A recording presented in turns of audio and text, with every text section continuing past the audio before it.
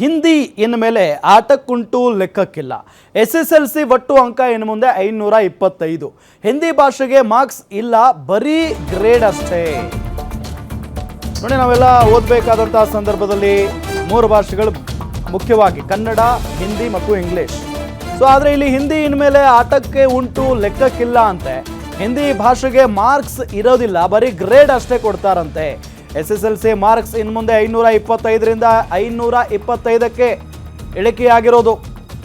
SSLC marks total ಎಷ್ಟು ಅಂತ ಅಂದಾಗ 625 ಅಂತ ನಾವೆಲ್ಲ ಹೇಳ್ತಿದ್ವಿ. ಬಟ್ ಹಿಂದಿ ಬಿಟ್ಟು ಬಿಡೋದೀಗ, ಹಿಂದಿ ಭಾಷೆಗೆ ಮಾರ್ಕ್ಸ್ ಅನ್ನೋದಿಲ್ಲ, ಈಗ ಬರೀ ಗ್ರೇಡ್ ಮಾತ್ರ ಕೊಡ್ತಾರೆ.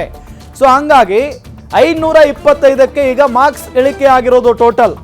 ಹಿಂದಿ ಭಾಷೆಯ ಅಂಕವನ್ನ ABCD ಅಂತ ಹೇಳಿ ಗ್ರೇಡ್ ನೀಡ್ತಾರಂತೆ. ತೃತೀಯ ಭಾಷೆಯ ಪರೀಕ್ಷೆಗಳಿಗೆ ಬರೀ ಗ್ರೇಡ್ ಇರುತ್ತೆ. ವಿದ್ಯಾರ್ಥಿಗಳು ಹಿಂದಿ ಪರೀಕ್ಷೆಯನ್ನ ಬರೆಯಬೇಕು, ಆದರೆ ಮಾರ್ಕ್ಸ್ ಕೊಡದೆ ಬರೀ ಗ್ರೇಡ್ ಕೊಡೋದಕ್ಕೆ ನಿರ್ಧಾರವನ್ನ ಮಾಡಲಾಗಿದೆ. ನೋಡಿ, ಹಿಂದಿ ಇನ್ಮೇಲೆ ಹಾಗಾದ್ರೆ ಆಟಕ್ಕೆ ಇರುತ್ತೆ, ಆದರೆ ಲೆಕ್ಕಕ್ಕಿಲ್ಲ ಅಂತಾನೆ ಅರ್ಥ. ಸೊ ಇನ್ನು ಮುಂದೆ SSLCಯ ಒಟ್ಟು ಅಂಕ 525, 625 ಅಲ್ಲ.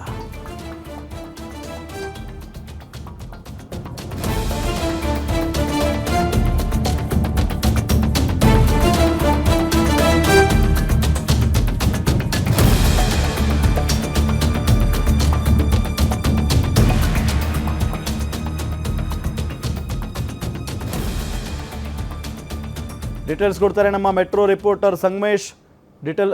ಸಂಗಮೇಶ್, ಈಗ ಇಷ್ಟು ದಿನಗಳ ಕಾಲ ನಾವು ಅಂದರೆ ಕನ್ನಡ, ಹಿಂದಿ, ಇಂಗ್ಲೀಷ್ ಪರೀಕ್ಷೆ ಬರಿತಾ ಇದ್ವಿ. ಯಾಕೆ ಸಡನ್ ಆಗಿ ಈ ರೀತಿಯಾದಂಥ ತೀರ್ಮಾನ ಆಗಿದೆ?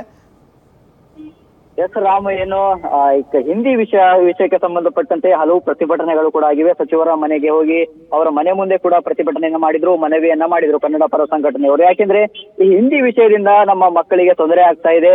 ಈ ವಿಷಯದಲ್ಲಿ ಕೆಲವರು ಫೇಲ್ ಆಗ್ತಾ ಇದ್ದಾರೆ, ಇನ್ನು ಕೆಲವರು ಕಡಿಮೆ ಮಾರ್ಕ್ಸ್ ತಗೋತಾ ಇದ್ದಾರೆ. ಹೀಗಾಗಿ ನಮ್ಮ ವಿದ್ಯಾರ್ಥಿಗಳ ಮೇಲೆ ವಿದ್ಯಾರ್ಥಿಗಳ ವಿದ್ಯಾಭ್ಯಾಸದ ಮೇಲೆ ಒಂದು ಹೊಡೆತವನ್ನ ಬೀಳ್ತಾ ಇದೆ.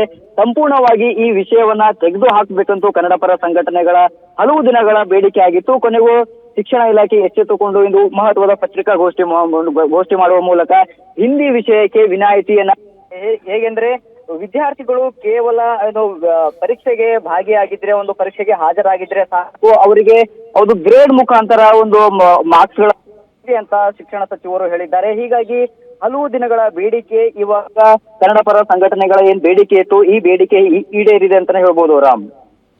ಓಕೆ, ಥ್ಯಾಂಕ್ ಯು ತಮ್ಮೆಲ್ಲ ಮಾಹಿತಿಗಾಗಿ.